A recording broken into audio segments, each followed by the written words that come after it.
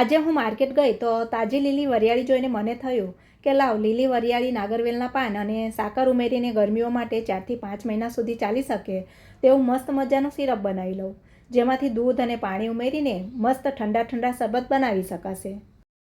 તો ઉનાળાની ગરમીમાં શરીરને ઠંડક આપે અને મગજને રિફ્રેશ કરે તેવું તાજી લીલી વરિયાળીનું સિરપ બનાવવા માટે મેં લીલી વરિયાળી લઈ તેના ઝુમખા કાતરથી આ રીતે અલગ કરી દીધા છે. વરિયાળીની તાસીર ઠંડી હોવાને લીધે તે શરીરની ગરમી ઘટાડવામાં મદદ કરે છે.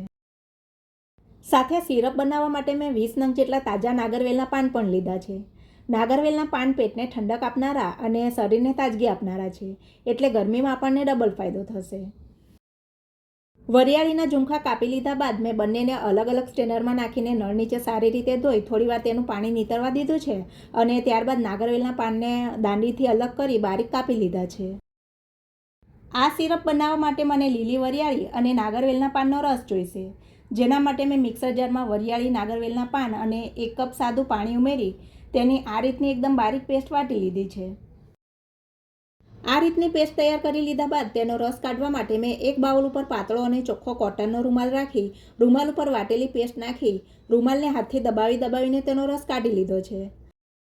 હજુ વધારે રસ નીકળે એટલા માટે મેં વધેલા કૂચામાં થોડું પાણી ફરીથી ઉમેર્યું છે અને એકવાર કૂચાને મિક્સરમાં ફેરવી લઈ રૂમાલ ઉપર દબાવીને બીજી વખત પણ રસ કાઢી લીધો છે.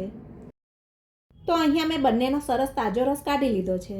હવે રસવાળા બાઉલને મેં સાઈડ પર રાખી દીધો છે અને સિરપમાં ગળપણ માટે ખડી સાકર લઈ સાકરના પહેલાં ખાંડણીમાં નાખીને ઝીણા ટુકડા કર્યા અને ત્યાર પછી મિક્સરમાં ટુકડાનો બારીક પાવડર બનાવી લીધો છે. ખડી સાકર પણ ગરમી ઘટાડી શરીરની અંદરથી ઠંડક આપે છે, જેથી લૂ લાગવાની શક્યતા ઓછી થાય છે, તેમજ ગરમીને લીધે થતી એસિડિટી અને બળતરામાં પણ રાહત થાય છે. સાકરનો પાવડર બની ગયો એટલે મેં ગેસ ઉપર કઢાઈ રાખી કઢાઈમાં પાણી અને સાકરનો પાવડર ઉમેરી દીધો અને મીડિયમ આંચ ઉપર આ પાવડર ઓગળ્યો ત્યાં સુધી પાણીને ચલાવ્યું. ત્યાર પછી મેં સાકરવાળા પાણીમાં તૈયાર કરીને રાખેલો લીલી વરિયાળી અને નાગરવેલના પાનનો રસ મિક્સ કર્યો અને મિશ્રણને ચલાવતા જઈને 2 થી 3 ઉભરા આવવા દીધા.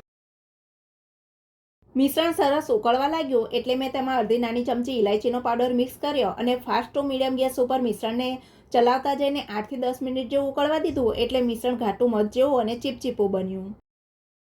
તો મેં આ સિરપ બનાવવા માટે મિશ્રણને મધ જેવું થીક અને હાથ લગાવતા ચીપચીપું લાગે તેવું થવા દીધું છે. હવે તૈયાર કરેલું સિરપ વધારે સમય પડ્યું રહે તો પણ જામે નહીં, તેના માટે મેં તેમાં 2 ચપટી લીંબુના ફૂલ અને સિરપનો રંગ વધારે ડાર્ક બને એ માટે અડધી નાની ચમચી લીલો ફૂડ કલર ઉમેર્યો અને બરાબર મિક્સ કરી લીધું. આ રીતે લીલી વરિયાળીનું સિરપ તૈયાર થઈ ગયું એટલે મેં તેને બીજા વાસણમાં ગાળી લીધું અને એકદમ ઠંડુ પડવા દીધું.